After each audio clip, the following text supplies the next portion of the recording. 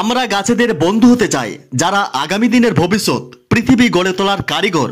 হাতে প্ল্যাকার্ড নিয়ে তাদের স্লোগানে মুখরিত হয়ে উঠল স্কুল চত্বর। গাছ লাগান, প্রাণ বাঁচান, পরিবেশের ভারসাম্য রক্ষা করুন। প্রাকৃতিক পরিবেশকে আরও সুন্দর করে তুলতে অঙ্গীকারবদ্ধ হলো নলহাটির 2 নম্বর ব্লকের একটি বেসরকারি শিক্ষা প্রতিষ্ঠান। 2015 সালে বানখালা মোড়ে গড়ে ওঠা এমিল পাবলিক স্কুল। এই শিক্ষা প্রতিষ্ঠানটি আজ অবধি 9 বছরে পদার্পণ করেছে।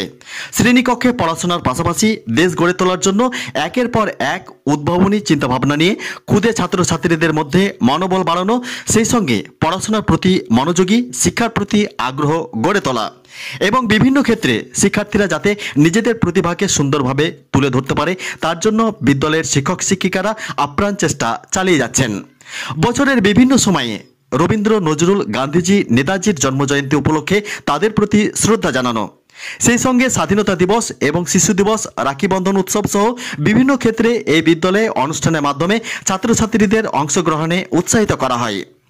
তারই অঙ্গ হিসাবে বৃহস্পতিবার সকালে এমিল পাবলিক স্কুলের পক্ষ থেকে ছাত্রছাত্রীদের নিয়ে আয়োজিত হয় বৃক্ষরোপণ কর্মসূচি।